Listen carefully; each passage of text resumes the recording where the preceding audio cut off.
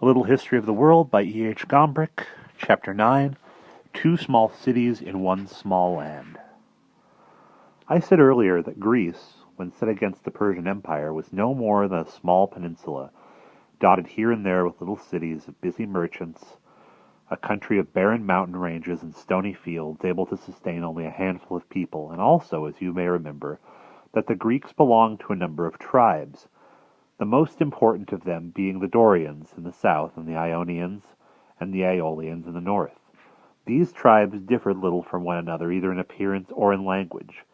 They spoke different dialects, which they could all understand if they chose, but they very rarely did, for, as is often the case, these close-related neighboring tribes were unable to get on with one another. They spent all their time exchanging insults and ridicule, when actually they were jealous of each other, for Greece had no one king or administration in common. Indeed, each city was a kingdom in itself. But one thing united the Greeks: their religion and their sport. And I say one thing because, strangely enough, sport and religion weren't two separate things. They were closely connected. For instance, in honor of Zeus, the father of the gods, great sporting contests were held every 4 years in his sanctuary at Olympia. As well as large temples, there was a stadium at Olympia, and all the Greeks, the Dorians, Ionians, Spartans, and Athenians came there to show how well they could run, throw the discus and the javelin, fight hand to hand, and race chariots. To be victorious at Olympia was the greatest honor of a man's life. The prize was no more than a simple garland made from sprigs of wild olive, but what fame for the winners! The greatest poets sang their praises, the greatest sculptors carved their statues to stand forever in Olympia. They were shown in their chariots, throwing the discus or rubbing oil into their bodies before the fight. Victory statues like these can still be seen today. There may even be one in your local museum. Since the Olympic Games took place every 4 years, and were attended by all the Greeks, they provided everyone with a convenient way to measure time.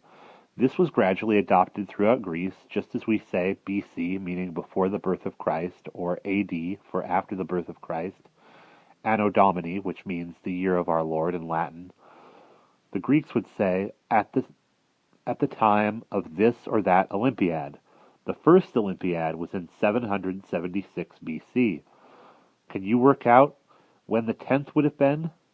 But don't forget, they only happened every 4 years. But it wasn't only the Olympic Games that brought all the Greeks together. There was another sanctuary, which they held all sacred. This one was at Delphi, and belonged to the sun god Apollo, and there was something most peculiar about it. As sometimes happens in volcanic regions, there is a fissure in the ground from which vapor issued. If anyone inhaled it, it literally clouded their mind. It was as if they were drunk or delirious, and nothing they said made any sense. The very meaninglessness of these utterances seemed deeply mysterious to the Greeks, who said that the god himself speaks through a mortal mouth. So they had a priestess, whom they called Pythia, sit over the fissure on a 3-legged stool, while other priests interpreted her babble as predictions of the future. The shrine was known as the Delphic Oracle, and at difficult moments in the lives of the Greeks, the Greeks from everywhere made pilgrimages to Delphi to consult the god Apollo. The answer they received was often far from clear, and could be understood in a variety of ways, and in fact, we still say that a vague or enigmatic answer is oracular. Let us now take a closer look at two of Greece's most important cities, Sparta and Athens. We already know something about the Spartans. They were Dorians, who, when they arrived in Greece around 1100 BC, enslaved the former inhabitants and put them to work on the land. But the slaves outnumbered their masters, and the danger of rebellion meant that the Spartans had to be constantly on the alert, lest they find themselves homeless again. They only had one aim in life: to be fighting fit, ready to crush any uprising by their slaves and to protect themselves from the surrounding peoples still at liberty. And they really did think of nothing else. Their lawgiver, Lycurgus, had already seen to that. A Spartan baby that appeared weak and unlikely to grow up to be a warrior, was killed at birth. A strong infant had to be made stronger. From a very young age he must train from dawn till dusk, learn to endure pain, hunger, and cold, must eat poorly and be denied all pleasure. Boys were beaten just to harden them to pain. A harsh upbringing is still called Spartan today, and as you know, it worked. At Thermopylae in 840 BC, in obedience to their law, the Spartans allowed themselves to be massacred by the Persians. Knowing how to die like that isn't easy, but knowing how to live is, perhaps, even harder. And this is what the Athenians aimed to do. They weren't looking for an easy, comfortable life, but one which had meaning, a life of which something remained after one's death, something of benefit to those who came after. You shall see how they succeeded. Had they not lived in fear of their own slaves, the Spartans might never have become so warlike and brave. Athenians had fewer reasons to be afraid, and they didn't live under the same pressures.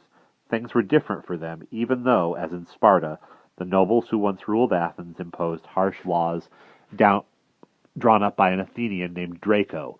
These laws were so strict that people still speak of draconian severity. But the people of Athens, who had roamed the seas in their ships, and had heard and seen many different things, did not consent to this for long. It was in fact a nobleman who had the wisdom to try to give the little state a new system of government. His name was Solon, and the laws he introduced in 594 BC, at the time of Nebuchadnezzar, were named after him. They stated that the people, that is, the city's inhabitants, should decide the city's affairs themselves.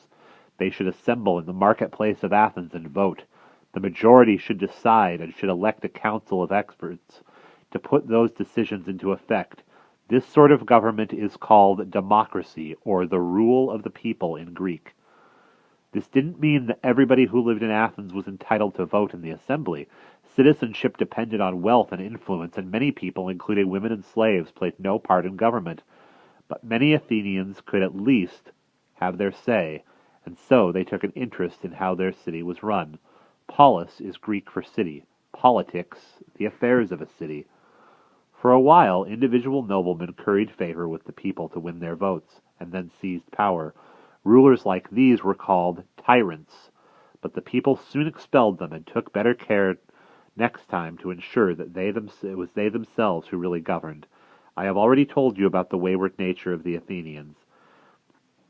And it was this, together with a real fear of losing their freedom once again, which led them to banish any politician who showed signs of becoming too popular, lest he seize power for himself and rule as a tyrant.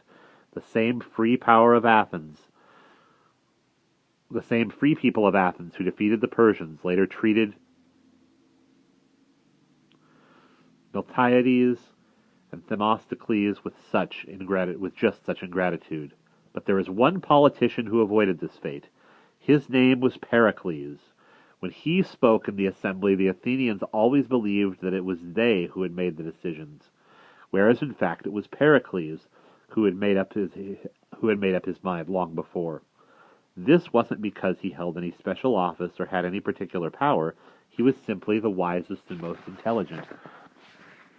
And so he gradually worked his way up until, by 444 BC, a number as beautiful as the time it represents, he was, in effect, the city's sole ruler. His chief concern was that Athens should maintain its power at sea, and this he achieved through alliance with other Ionian cities who paid Athens for its protection. In this way, the Athenians grew rich and could at last afford to make use of their great gifts. And now I can hear you asking, but what exactly did they do that was so great? And I can only say everything. But two things interested them most, and these were truth and beauty. Their assemblies had taught the Athenians how to discuss all matters openly, with arguments for and against. This was good training in learning how to think. Soon they were using arguments and counter-arguments, not just when they were debating everyday matters like whether or not to increase taxation, but in decisions about the whole of nature. The Ionians, in the colonial outposts, must have been ahead of them from here. must have been ahead of them here, for they had already reflected on what the world was actually made of and what might be the cause of all events and experiences. This sort of reflection is what we call philosophy. In Athens, however, their reflections or philosophizing went much further. They also wanted to know how people should act, what was good and what was evil, and what was just and what was unjust. They wanted to find an explanation for human existence and discover the essence of all things. Of course, not everyone agreed on matters as complex as these. There were various theories and opinions that were argued back and forth, just as in the People's Assembly. And since that time, the sort of reflection and reasoned argument we call philosophy has never stopped. But the Athenians didn't only pace up and down their porticos and sports fields talking about things like the essence of life and how to recognize it and where it came from. They didn't just picture the world in a new way in their minds. They saw it with new eyes. When you look at the works of the Greek artists and see how fresh and simple and beautiful they are, it is as if their creators were seeing the world for the very first time. We spoke of the statues of Olympic champions earlier. They show fine human beings, not posed, but looking as if the positions are shown in the most natural, as if the position they are shown is the most natural one in the world. And it is because they seem so natural that they are so beautiful. The Greeks portrayed their gods with the same beauty and harmony. The most famous sculpture of such statues was Phidias. He did not create mysterious and supernatural images like the colossal statues in Egyptian temples, although some of his temple statues were large and splendid and made of precious materials like ivory and gold. Their beauty was never insipid, and they had a noble and natural grace which must have inspired confidence in the gods they represented. And the same can be said for Athenian paintings and buildings, but nothing remains of the pictures they painted on the walls of their halls and assembly rooms. All we have are little paintings on pottery, on vases and urns. Their loveliness tells us what we have lost. However, the temples are still standing. Even in Athens, and best of all, the citadel of Athens is still there. The Acropolis, where new sanctuaries made of marble were erected in the time of Pericles, because the old ones had been burnt and destroyed by the Persians while the Athenians watched from the island of Salamis. The Acropolis still contains the most beautiful building we know, not the grandest or the most splendid, simply the most beautiful. Every detail is so clear and so simple that one cannot imagine it otherwise. All the forms which the Greeks employed in these buildings were to be used again and again in architecture. You will find Greek columns, of which there were several kinds in almost every city in the world, once you have learned to recognize them, but none of them is as beautiful as those on the Acropolis, where they are used not for show or decoration, but for the purpose with which they were invented, as elegant supports for the roof. Both wisdom of thought and beauty and form were to be united by the Athenians in a third art, the art of poetry, and here too they invented something new, the theater. Their theater, like their sport, was also once bound up in their religion, with festivals held in honor of their god Dionysus, also known as Bacchus. On his feast day a performance was held which could last all day, which took place in the open air, and actors wore huge masks and high heels so they could easily be seen from a distance. We still have plays which they performed. Some are serious, grand, and solemn. They are called tragedies. But there were others that were very sharp and lively, which made fun of certain Athenian citizens. These are called comedies. I could tell you lots more about the Athenians and their histories, and their doctors, their singers, their thinkers, their artists, but I think it would be better for you to find out about them yourself one day. Then you'll see that I haven't exaggerated.